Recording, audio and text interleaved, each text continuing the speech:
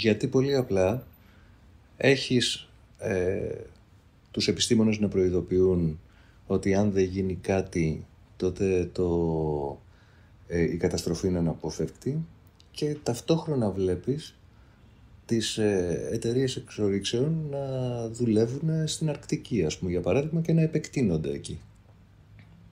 Δηλαδή δεν μπορείς να βρεις πιο καθαρό παράδειγμα για να περιγράψεις την αυτοκτονική διάθεση αυτού του ανθρώπινου είδους. Γιατί γι' αυτό μιλάμε, έτσι, πρόκειται για μια αυτοκτονική διάθεση. Και νομίζω ότι ο καπιταλισμός θα μας σκοτώσει όλοι. Ο Γιώργος Αυγερόπουλος συγκεντρώνει όλα τα στοιχεία αυτά που φαντάζομαι ότι πρέπει να έχει ένας καλός δημοσιογράφος. Ακεραιότητα, ηθική, ισχυρή γνώμη και αυτοθυσία για το σκοπό του. Η ζεστή και ήρεμη χρειά του, σε συνδυασμό με τις κινηματογραφικές αισθητικές εικόνες του, έτσισαν την εκπομπή του Εξάντα για αρκετά χρόνια στην τηλεόραση. Σήμερα, ελλείψη εγχώριας χρηματοδότησης έχει στραφεί στις αγορές του εξωτερικού. Συζητήσαμε για την προφητικότητα του ντοκιμαντέρ του, την αντικειμενικότητα και την ηθική στη δημοσιογραφία, αλλά και τις σύγχρονες πολιτικές εξελίξεις. Ακολουθήστε μας στο Instagram, στο Facebook και στο YouTube ή αποσπάσματα των εκπομπών μας. Περισσότερα επεισόδια μπορείτε να βρείτε στο site μας analisetopodcast.gr.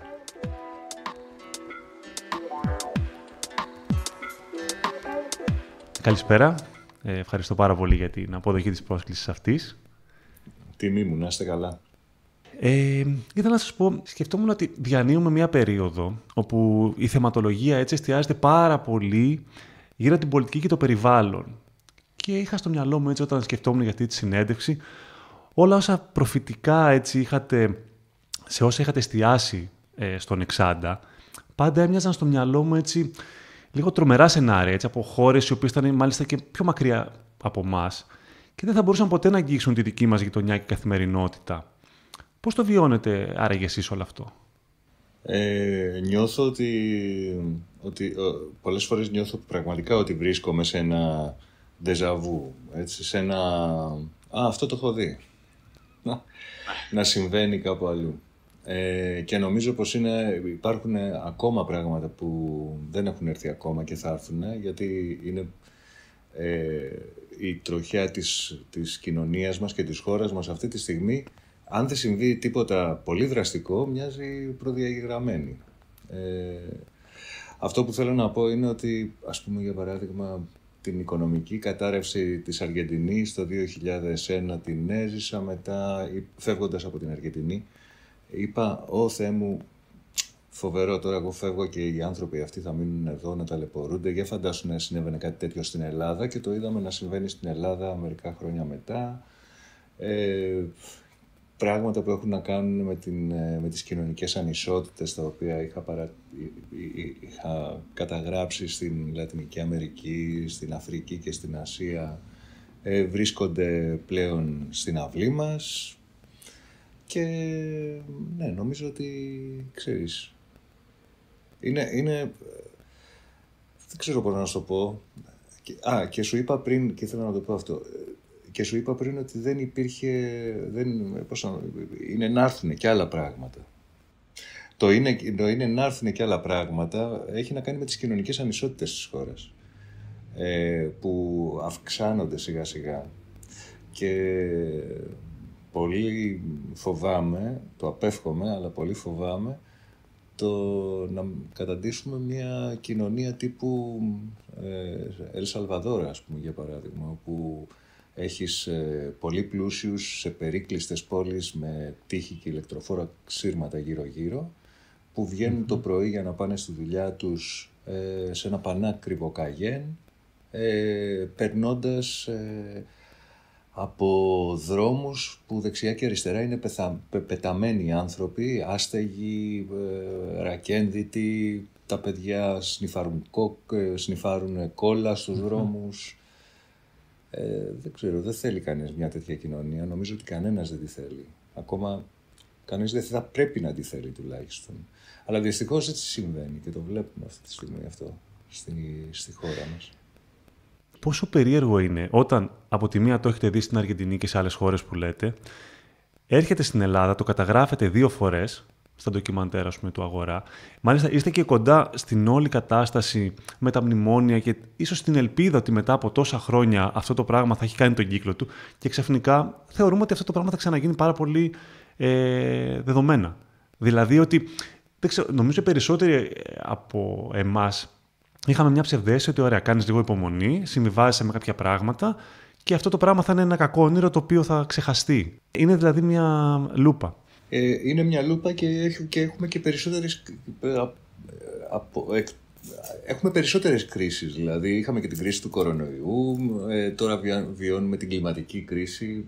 Βρισκόμαστε συνεχώς σε μια κατάσταση. Και όλο αυτό έχει κάνει πραγματικά και τους ανθρώπους κάπως. Νομίζω ότι όλοι το παρατηρούμε λίγο στους δρόμους. Αυτό, αν κάποιος προσέξει, θα δει ανθρώπους που είναι πάρα πολύ εκνευρισμένοι, πολύ περισσότερο από ό,τι στο παρελθόν, που δεν διστάζουν να τσακωθούν, να βγάλουν τον κακό τους εαυτό προς τα έξω. Και δεν ξέρω, νομίζω δηλαδή είναι σαν να πλησιάζεις το χέρι σου, σαν να έχεις παγιδεύσει μια γάτα, ας πούμε, έτσι, και να πλησιάζεις το χέρι σου και να σου κάνει έτσι, και να προσπαθεί να σε γρατζουνίσει με τα νύχια της. Νομίζω ότι κάπως έτσι έχουμε γίνει, κλεισμένοι στους εαυτούς μας. Μεγαλώντας είχα στο νου μου με τα ντοκιμαντέρ, έτσι σαν μια όρατη φιγούρα που σε παίρνει έτσι από το χεράκι και σου δείχνει πλευρές οι οποίες πολλές φορές είναι ενός αόρατου κόσμου, τουλάχιστον για εσένα.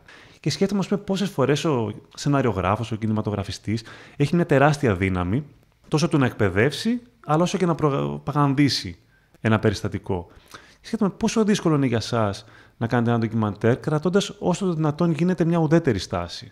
Εγώ νομίζω ότι δεν υπάρχει ουδέτερη στάση. Νομίζω ότι η θέση του δημιουργού απέναντι στο δημιούργημά του βρίσκεται πάντα μέσα στο δημιούργημα, δηλαδή μέσα στο έργο.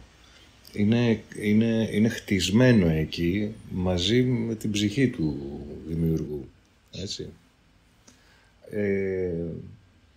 Επομένως, νομίζω ότι παίρνεις θέση ακόμα και αν δεν πεις κουβέντα.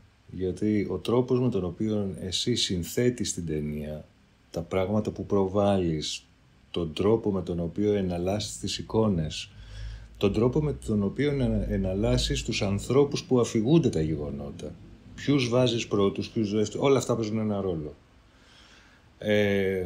Ο Γκοντάρ έλεγε ότι ακόμα και ο τρόπος με τον οποίο θα φωτίσεις υποδηλώνει θέση. Επομένως υπάρχει η θέση, είναι εκεί και καλά κάνει και είναι. Δεν θα μπορούσε να γίνει αλλιώς.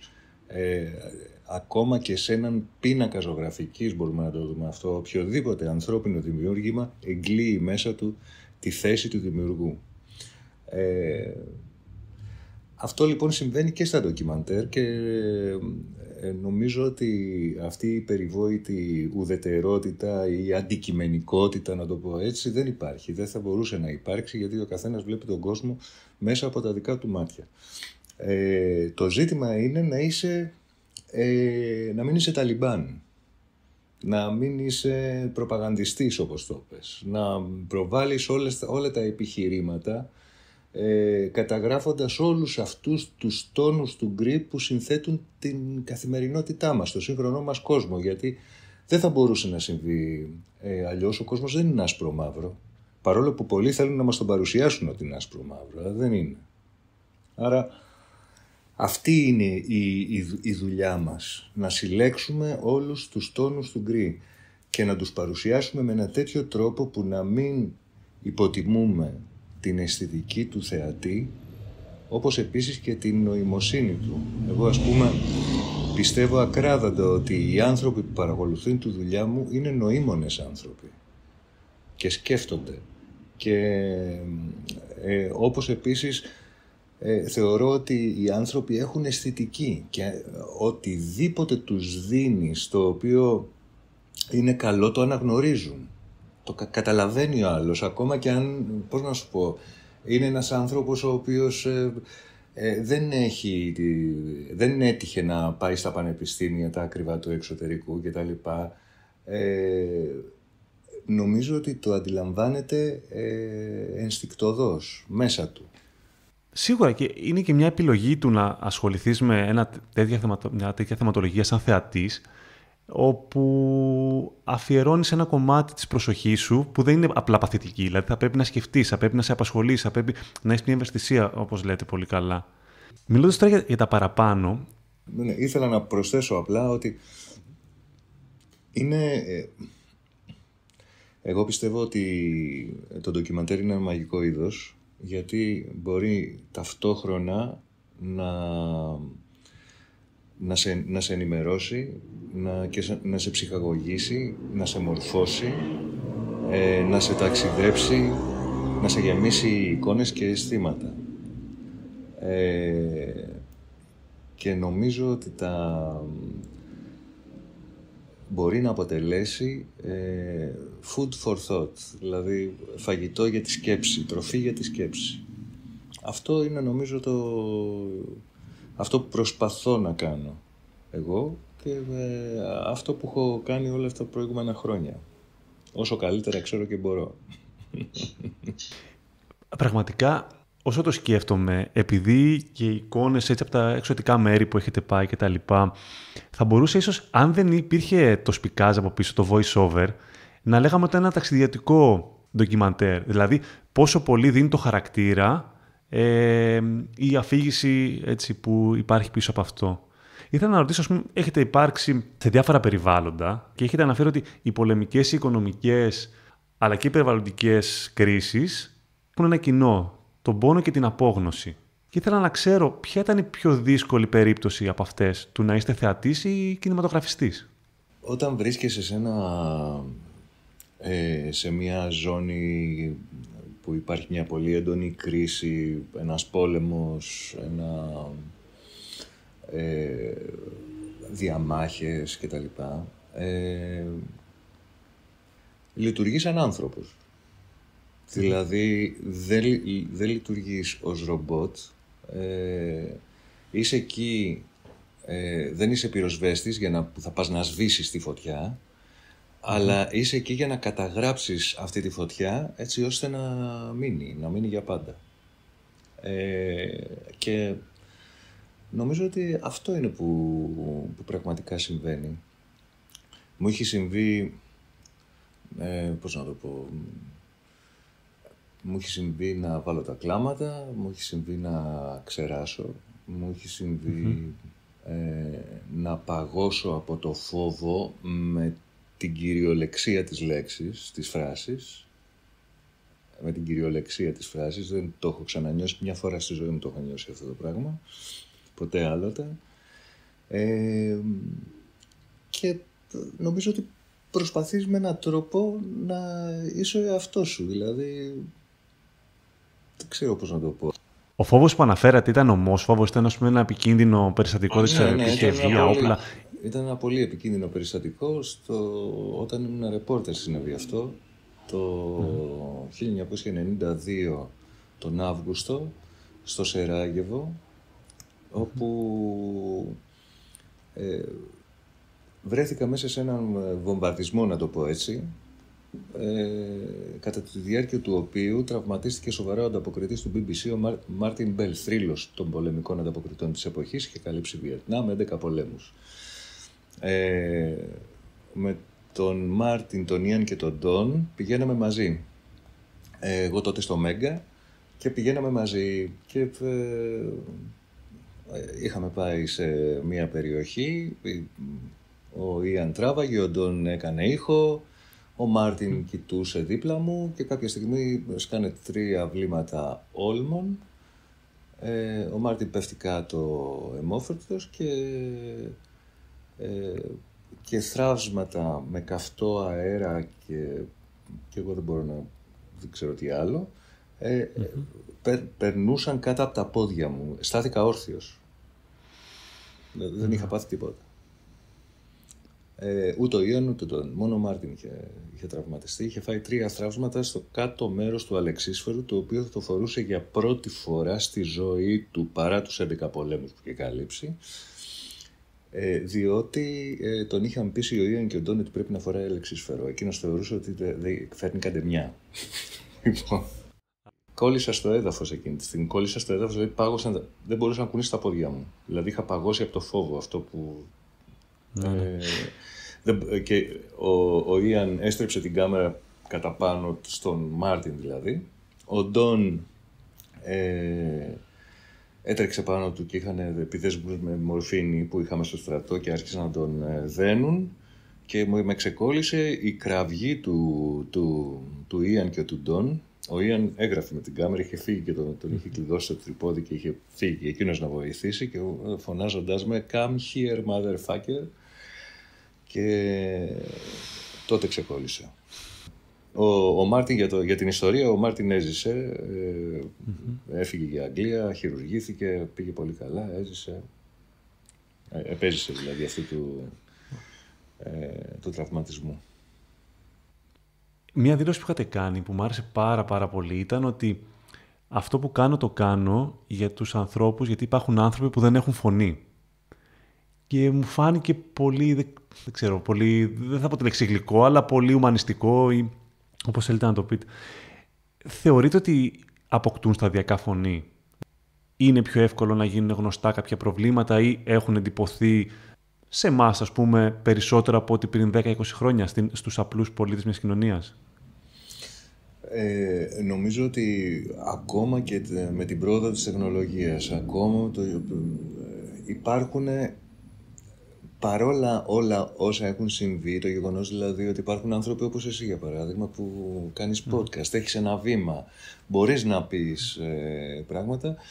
Εγώ θεωρώ ότι υπάρχουν στον κόσμο δισεκατομμύρια άνθρωποι οι οποίοι δεν έχουν φωνή. Στην κυριολεξία δεν έχουν φωνή γιατί δεν τους ακούει κανένας απολύτως.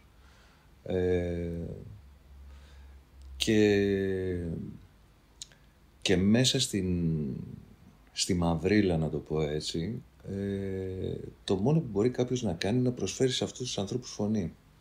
Δηλαδή, ας πάρουμε ένα παράδειγμα τώρα, μια και είναι και επίκαιρο πολύ. Σκοτώθηκαν 57 άνθρωποι στη χώρα μας, στα Τέμπη, σε αυτό το φοβερό σιδηροδρομικό δυστύχημα, έτσι.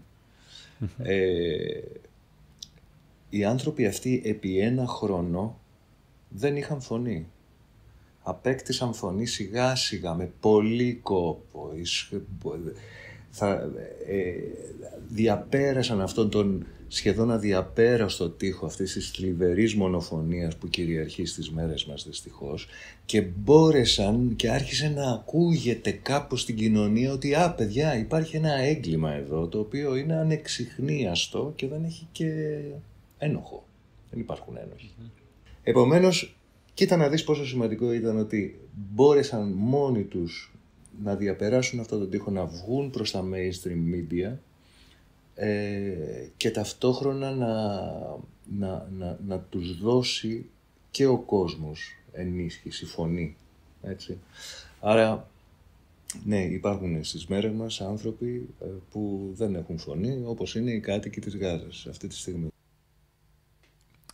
Ένα από τα θέματα που θα ήθελα να συζητήσω ήταν και αυτό, γιατί θεωρώ ότι και λόγω αυτού που είπαμε πριν, το σκηνικό με τη γάτα που είναι έτοιμη να επιτεθεί, νομίζω ότι η πιεσμένη καθημερινότητα που έχουν οι λαοί πια, δηλαδή ας πούμε βλέπουμε ότι και η Ευρωπαϊκή Ένωση σιγά σιγά αποκτά έτσι ένα λίγο πιο, πώς να το πω, ένα τυπικό ρόλο. Δηλαδή βλέπω ότι πολλά κράτη αποφασίζουν να κινηθούν λίγο πιο αριστερά, λίγο πιο προς τα δεξιά ή να τηρήσουν ή όχι κάποιες αποφάσεις της, κατά το δοκούν. Και βλέπω ότι μας νοιάζει περισσότερο να σωθεί η δικιά μας ιδιοκτησία ή να διασφαλίσουμε το κοντινό μας περιβάλλον. Δηλαδή, βλέπω ότι αγνοούμε περισσότερο ειδήσεις που επηρεάζουν λαούς που είναι μακριά μας. Δηλαδή, ας πούμε, θυμάμαι πολύ αμυδρά τον πόλεμο του κόλπου ή θυμάμαι το βομβαρδισμό στη Ιουγκοσλαβία. Και τότε ήταν μονοπόλιο στις ειδήσεις και στους ανθρώπους. Δηλαδή, θυμάμαι τότε και εγώ να νιώθω πανικό, να λέω αυτό είναι πολύ κοντά σε εμάς. Δηλαδή, παιδί τότε. Βλέπω, ας πούμε, τον τελευταίο χρόνο και τον πόλεμο στην Ουκρανία και αυτή τη γενοκτονία που ξαναγίνεται στην Παλαιστίνη, πώς σβήνει τρομερά γρήγορα από την καθημερινότητα. Πώς γίνεται μια κανονικότητα αυτό.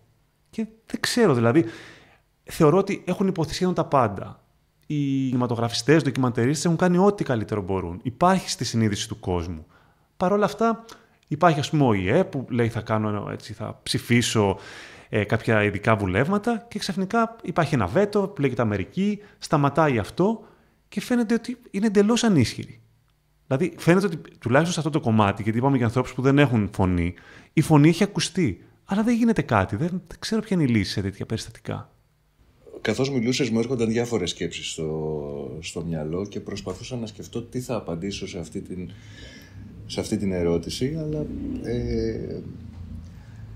νομίζω ότι βιώνουμε μία Ευρώπη η οποία, στην οποία ο φασισμός έχει βρει έφορο έδαφος και το βλέπουμε να αναπτύσσεται καθημερινά σε πολλές χώρες. Νομίζω ότι υπάρχει μία πολύ έντονη εσωστρέφεια, να κοιτάξουμε τα δικά μας και τα λοιπά σε όλες τις χώρες της Ευρώπης. Νομίζω ότι βρισκόμαστε πρώτον πυλών ενδεχομένως μιας πολύ σημαντικής σύραξης πολεμικής. Νομίζω ότι την έχουμε ήδη πατήσει με την κλιματική αλλαγή, η οποία πλέον είναι κλιματική κρίση και δεν φαίνεται να συμβαίνει και κάτι που θα μπορούσε δραστικά να ανατρέψει την καταστροφή, γιατί γι' αυτό μιλάμε.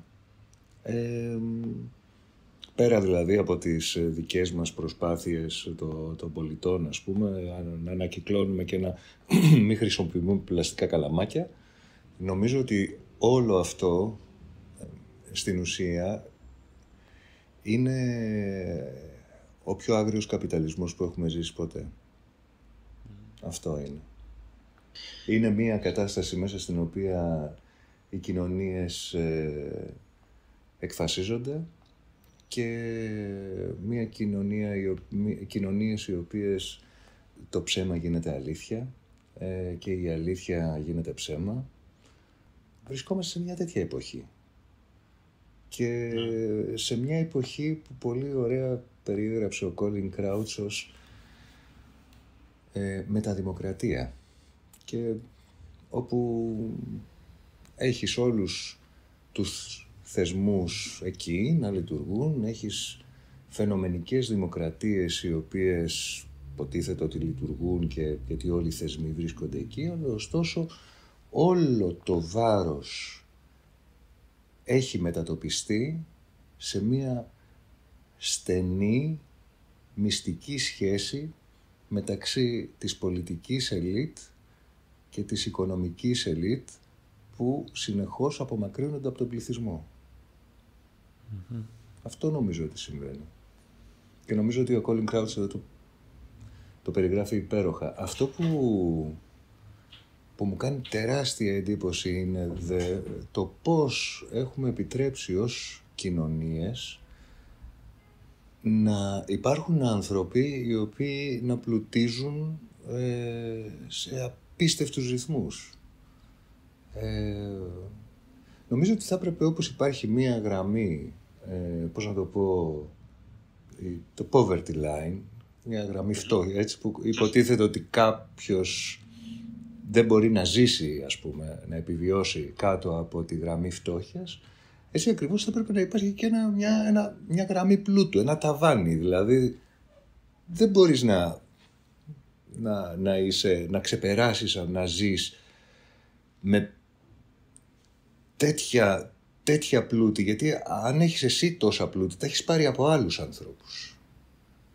Το σοκαριστικό είναι τα τεχνάσματα που υπάρχουν για να κερδίσεις, ας πούμε, να μειώσεις τη φορολόγησή σου, που είναι κατάφορα, πώς να το πω, κατασκευασμένα, ας πούμε, με σκοπό αυτό. Δηλαδή, για τους μεγάλους, έτσι, τους πιο γνωστούς δισεκατομμυρίουχους που ίσως αναφέρεστε, όλο το γνωστό κομμάτι ότι αποτελούν τα κέρδη τους κομμάτι μετοχών, το οποίο αν δεν τις πουλήσουν δεν θα χρειαστεί ποτέ να φορολογηθούν.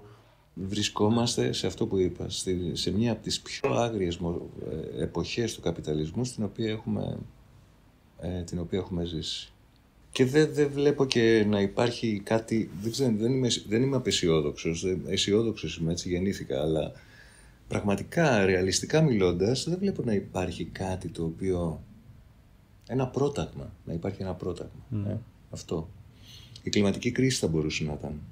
Γιατί η κλιματική κρίση απαντά, δεν είναι περιβαλλοντικό το θέμα, είναι ακριβώς η επιτομή και η καρδιά των δεινών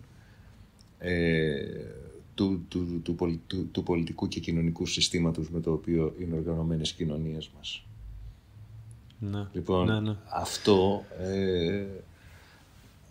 Αυτό θα μπορούσε να είναι ένα πρόταγμα, γιατί πολύ απλά έχεις τους επιστήμονες να προειδοποιούν ότι αν δεν γίνει κάτι, τότε η καταστροφή είναι αναπόφευκτη, και ταυτόχρονα βλέπεις τις εταιρείες εξορίξεων να δουλεύουν στην Αρκτική, ας πούμε, για παράδειγμα, και να επεκτείνονται εκεί. Δηλαδή δεν μπορείς να βρεις πιο καθαρό παράδειγμα για να περιγράψεις την αυτοκτονική διάθεση αυτού του ανθρώπινου είδους. Γιατί γι' αυτό μιλάμε, έτσι, πρόκειται για μια αυτοκτονική διάθεση. Και νομίζω ότι ο καπιταλισμός θα μας σκοτώσει όλους. Είναι σαν, ξέρετε, νομίζω σαν να περιμένεις, σαν να ζεις μια ζωή, εντάξει, δεν θα πω άσωτη, αλλά λίγο πιο εξωκαρδιά σαν άνθρωπος, και να περιμένεις το έμφραγμα ή το εγκεφαλικό να σε ξυπνήσει. Δηλαδή, νομίζω ότι είναι σαν όλες αυτές οι κοινωνίες να περιμένουν έτσι με την άκρη του ματιού να δουν, ωραία, μέχρι πού μας παίρνει, μέχρι πού δεν μπορεί η κοινωνία να λειτουργήσει, μέχρι, ας πούμε, να ξεκινήσουν οι πλημμύρες, όπως στη Γερμανία και στη Γαλλία τα τελευταία χρόνια, που εκεί μπήκε στο πετσί του εύπορου Ευρωπαίου. Νομίζω ότι είναι αυτό που είπαμε και στην αρχή, ότι όσο είναι κάτι μακριά μου δεν με αγγίζει. Αλλά νομίζω κιόλας ότι, ας πούμε, η γενιά η δικιά μου, ίσως οι νεότεροι, δεν έχουμε διαμορφώσει πολιτική συνείδηση, ίσως και μια πιο αυστηρή άποψη. Γιατί νομίζω αποκτάται και λίγο βιωματικά. Δηλαδή, δεν έχουμε ζήσει κάποιο μεγάλο ιστορικό γεγονός. Εντάξει, σίγουρα το κομμάτι της κρίσης είναι κάτι που δημιουργεί ιστορία, αλλά δεν είναι, πώς να το πω, δεν στέκεται πάνω από το κεφάλι όλων. Κάποιοι το ζουν λιγότερο και κάποιοι περισσότερο. Μήπως είναι και αυτό, δηλαδή, που μας κρατάει και λίγο πιο κοιμισμένους. Γιατί και εμείς πάλι περιμένουμε ένα αντίστοιχο εγκεφαλικό για να ξυπνήσουμε. Δεν χρειάζεται, πιστεύω, να είσαι ένας άνθρωπος ο οποίος να ζει τη μια τραγωδία μετά την άλλη, για να τη βιώνει δηλαδή, για να αποκτήσεις κοινωνική ευαισθησία και να μπορέσεις να μπεις στα παπούτσια ενός άλλου ανθρώπου που ζει μίλια μακριά σου. Νομίζω πως έχει να κάνει με το πόσο σκεπτόμενος είναι ο άλλος. Αυτό θα έλεγα. Δηλαδή το πόσο ενημερωμένος είναι, ποιες είναι οι προσλαμβάνουσές του, τι έχει διαβάσει, δηλαδή τι μουσική ακούει αν θέλεις. Όλο αυτό. Νομίζω ότι έχει να κάνει με δηλαδή ξέρω πάρα πολύ ανθρώπους οι οποίοι μπορούν να πάνε τη σκέψη σου μπροστά, οι οποίοι, εντάξει, μπορεί να μην έχουν πάει, ας πούμε, για παράδειγμα στη Γάζα, αλλά καταλαβαίνουν μια χαρά τι συμβαίνει εκεί. Μπορεί να μην έχουν πάει να δουν την καταστροφή του δάσου του Αμαζονίου, να μην έχουν τύχει να τους απαγάγει μια συμμορία στο Ελ Σαλβαδόρ, αλλά καταλαβαίνουν επίσης τι συμβαίνει. Έχει να κάνει με την πολιτική σκέψη του καθενός μας. Έχει να κάνει με το πόσο πολιτικά ενεργοί είμαστε. Έχει να κάνει με το πόσο ανικανοποίητοι είμαστε από, ας πούμε, όσα μας προσφέρονται. Είμαστε ικανοποιημένοι από την ποιότητα της δημόσιας εκπαίδευσης, υγείας που μας προσφέρεται αυτή τη στιγμή, ας πούμε, ή ως πολίτες θα πρέπει να απαιτήσουμε να έχουμε μια καλύτερη δημόσια εκπαίδευση, καλύτερη δημόσια υγεία και τέτοια. Νομίζω ότι αυτό έχει... Αυτό είναι το σημαντικό. Κάθε ένας από εμάς είναι ένας ενεργός πολίτης, έτσι, ή τέλος πάντων έτσι έπρεπε να είναι. Αν ήταν μάλιστα στην Ελλάδα θα ήταν καλύτερα τα πράγματα. Είναι αλήθεια μερικά άτομα τα οποία μπορεί να μην έχουν πάει, όπως λέτε και εσείς, στα περιβάλλοντα αυτά, ή να μην έχουν τις διασυνδέσεις με τους κατάλληλους ανθρώπους, αλλά έχουν ένα, δεν θα πω τσαμπουκά, έχει μία αυτοεκτίμηση, νομίζω, ο τρόπος. Δηλαδή, πατάει πάρα πολύ στα ιδεώδη του ο συγκεκριμένος άνθρωπος. Δεν ξέρω παρά αν λέμε τον ίδιο, αλλά ήθελα να ρωτήσω με την κατάσταση του ντοκιμαντέρ σαν προϊόν, ας το πω, σαν αντικείμενο, κατά πόσο είναι στην επικαιρότητα, κατά πόσο αυξάνονται οι ποιοτικές δουλειές.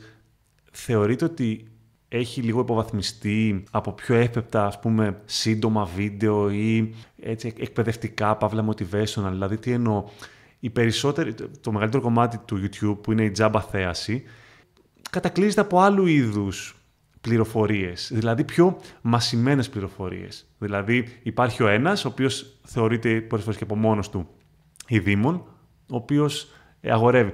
Αυτό έχει κάνει κακό στη δική σας δουλειά?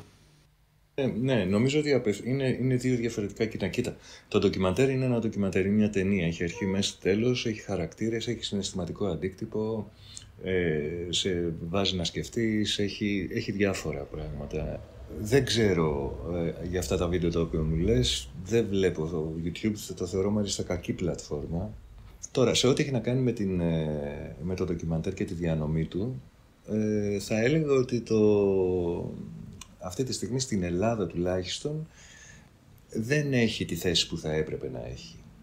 Παρόλο που ειδικά ντοκιμαντέρ που current affairs, τα οποία μιλάνε για τα σύγχρονα θέματα που βιώνει ο πλανήτης, και δεν είναι και λίγα, τα σύγχρονα προβλήματα, τα προβλήματα του παρόντος μας δηλαδή, για να μπορεί να τα αναλύσει και να δώσει, αν θέλεις, ένα παράθυρο στον άλλον, να δει την αποσπασματική πληροφορία που λαμβάνει, να την καταλάβει. Δηλαδή αυτή τη στιγμή τι γίνεται. Βλέπουμε, έχουμε πληροφόρηση, αλλά τι έχουμε? Έχουμε αποσπασματικές πληροφορίες, και οι οποίες εμφανίζονται ξαφνικά και εξαφανίζονται με τον ίδιο τρόπο με τον οποίο εμφανίστηκαν. Δηλαδή, επίσης ξαφνικά. Mm-hmm. Ο μέσος άνθρωπος δεν μπορεί να συνθέσει το παζλ. Λοιπόν, και αυτή είναι μια πάρα πολύ καλή δουλειά και χρήσιμη. Το να μπορείς να καταλάβεις δηλαδή για ποιο λόγο γίνεται όλο αυτό το πράγμα που γίνεται στη Γάζα, έτσι, και να το δεις ολοκληρωμένα, παραδείγματος χάρη, είναι νομίζω ότι είναι μια προσφορά στο δημόσιο διάλογο, να το πω απλά. Δεν την έχει λοιπόν τη θέση που θα έπρεπε να έχει. Το ντοκιμαντέρ στην Ελλάδα αυτή τη στιγμή, η διέξοδος του είναι ορισμένοι κινηματογράφοι, λίγοι, μετραμμένοι στα δάχτυλα των δύο χεριών, άντε σε όλη την Ελλάδα, και υπάρχουν και οι ιντερνετικές πλατφόρμες της αυτοδιανομής, δηλαδή όπως του Vimeo κτλ. Mm-hmm. Από εκεί και πέρα η διέξοδος είναι στο εξωτερικό. Η διεθνής αγορά δηλαδή, τα διεθνή δίκτυα διψάνε για περιεχόμενο, για τέτοιου είδους περιεχόμενο, και οι Έλληνες ντοκιμαντερίστες πραγματικά κάνουν μια υπέροχη δουλειά. Υπέροχη δουλειά. Πραγματικά. Δυστυχώς ούτε τη στήριξη βρίσκουν από την πολιτεία έτσι όπως θα έπρεπε πολλές φορές, ούτε από τα θεσμοθετημένα της όργανα πολλές φορές, ούτε από την ελληνική τηλεοπτική αγορά πλέον, έτσι. Οπότε, βάσει αυτό που αναφέρετε, θεωρείται πολύ δύσκολο να επιστρέψει ο Εξάντας ή κάποιο αντίστοιχο είδους ντοκιμαντέρ στην ελληνική τηλεόραση? Έτσι όπως είναι αυτή τη στιγμή η συνθήκη, νομίζω πως ναι. Τα δικά σας επόμενα project, πλάνα, τα πράγματα που ετοιμάζετε το επόμενο διάστημα? Η διέξοδος είναι το εξωτερικό, δηλαδή η διεθνής αγορά. Και αυτό κάνω. Αυτή τη στιγμή δουλεύω πάνω σε 2 project για την κλιματική κρίση, και τα 2, σε διαφορετικές γεωγραφικές περιοχές, και τα οποία έχουν βρει χρηματοδότηση από γαλλικά, γερμανικά, ελβετικά δίκτυα. Πόσο καιρό θέλει άραγε μια τέτοια παραγωγή να στηθεί, όταν υπάρχουν και χρηματοδοτήσεις από ξένα κράτη, φαντάζομαι και πολλές μετακινήσεις, πολλά ραντεβού? Ποιο είναι το χρονοδιάγραμμα για κάτι τέτοιο? Εγώ ήδη δουλεύω εδώ και 1 χρόνο, περισσότερο, περίπου 2 χρόνια, χωρίς να έχω γυρίσει ακόμα καρέα. Εντάξει, μέσα σε αυτό το χρόνο βάζω και το χρόνο του να βρεις χρηματοδότες, έτσι, το οποίο είναι πάρα πολύ σημαντικό, όπως αντιλαμβανόμαστε όλοι, καθώς δεν έχουμε πλούσιο πατέρα. Στο ένα, μάλιστα, στο ένα από τα δύο project έχει μπει συμπαραγωγός και η ΕΡΤ. Ενώ και το Κέντρο Κινηματογράφου της Ελλάδας. Και όλα αυτά είναι μια διαδικασία, δηλαδή το να βρεις χρηματοδότηση από το εξωτερικό, να κινήσεις όλη αυτή τη διαδικασία της έβρεσης και εγχώριας χρηματοδότησης, εάν υπάρχει, είναι μια διαδικασία χρονοβόρα. Ένα τυπικό ντοκιμαντέρ, ένα ντοκιμαντέρ τύπου 60. Τι budget απαιτεί? Γιατί ο περισσότερος κόσμος δεν γνωρίζει. Θεωρεί ότι είναι κάτι που κάποιος παίρνει μια κάμερα, μπαίνει σε ένα αεροπλάνο και κινηματογραφεί. Ένα current affairs documentary που θα γίνει με τους διεθνείς όρους, να το πω έτσι. Θα τηρηθούν δηλαδή τα διεθνή standards. Το budget του είναι από 35 έως 60.000 ευρώ περίπου, μπορεί και περισσότερο. Ανά επεισόδιο. Ανά επεισόδιο. Πάνω κάτω είναι τόσο. Αυτό το ποσό που σου είπα πριν, μην ξεχάσω να σου πω ότι έχει να κάνει με σε ποια αγορά απευθύνεσαι. Δηλαδή, τα budget των αντίστοιχων αμερικάνικων ταινιών είναι πολύ μεγαλύτερα από το ποσό που είπα. Εγώ τώρα είπα έναν μέσο όρο που επικρατεί στη διεθνή αγορά της Ευρώπης, έτσι, με έναν τρόπο, έτσι, πολύ πολύ πολύ χαλαρό όμως. Αν υπάρχει κάποιο είδος ντοκιμαντέρ ή άλλου φορμάτ, το οποίο σας ενδιέφερε να ασχοληθείτε και δεν το έχετε κάνει μέχρι τώρα. Κοίτα, πάντα δοκιμάζω σε διάφορες φόρμες. Όχι μόνο σε ντοκιμαντέρ, θα πρέπει να σου πω, αλλά και σε διάφορα άλλα πράγματα, ας πούμε, ξέρω εγώ, όπως μουσικά βίντεο, κάνω τέτοια πράγματα. Ναι. Γιατί μου αρέσει πολύ η μουσική, παίζω κι εγώ ίδιος, επομένως είναι κάτι που βγαίνει από μόνο του. Δοκιμάζω διάφορες φόρμες και γράφω και διάφορα που δεν έχουν να κάνουν ούτε με... τα οποία τα κρατάω για την πάρτι μου αυτή τη στιγμή που μιλάμε. Δηλαδή είναι προσωπικά πράγματα, θεατρικά ή τέτοια πράγματα, σενάρια, μυθοπλασίας. Τι να σου πω, πάντα μία παραγωγή είναι πάντα μία παραγωγή, δηλαδή καταλαβαίνεις, έχει τη δική της μαγεία, ας πούμε, κάτι σου δίνει, κάπου σε κάνει καλύτερο πολλές φορές. Υπάρχει ενδιαφέρον, σας έχουν ζητήσει ποτέ να συμμετάσχουν, να σας βοηθήσουν έτσι εθελοντικά ή δεν ξέρω, σε κάποια παραγωγή, άτομα που σας ακολουθούν? Έχει συμβεί αυτό. Δεν το έχω πράξει. Δηλαδή, γιατί δεν μ' αρέσει ο άλλος να δουλεύει χωρίς να πληρώνεται. Επομένως, θεωρώ ότι πρέπει να πληρώνονται οι άνθρωποι για το χρόνο που δαπανούν. Επομένως, ούτε δόκιμους χρησιμοποιώ, αυτό που λέμε δόκιμοι, δηλαδή κάποιος να κάνει την πρακτική του άσκηση, ούτε εθελοντές, έτσι όπως το πες πολύ ωραία. Αλλά, ναι, γιατί θεωρώ ότι είναι πολύ βασικό αυτό. Είναι μια δουλειά. Και θα πρέπει να τη δεις έτσι για να την κάνεις σοβαρά. Δεν είναι χόμπι. Εγώ ζω από αυτό. Έτσι. Και καλό θα είναι έτσι να το βλέπουν οι άνθρωποι, πιστεύω. Γιατί αυτό είναι μια δουλειά. Πράγματι, όπως είπες, υπάρχουν άνθρωποι οι οποίοι θεωρούν, έλα μωρέ, και τι κάνεις τώρα, παίρνεις μια κάμερα, βγαίνεις λίγο έξω εκεί πέρα, πηγαίνεις εκεί στη γωνία, τραβάς 5 πλάνα, να πούμε, ρωτάς και 2-3, εντάξει, γάνα. Δεν είναι έτσι.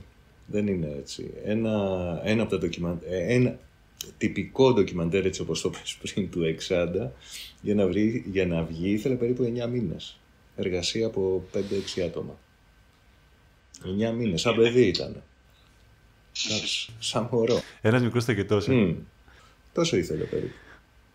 Δηλαδή από τη στιγμή που θα λέγαμε πάμε να κάνουμε αυτό, μέχρι τη στιγμή που θα ήταν έτοιμο να παίξει.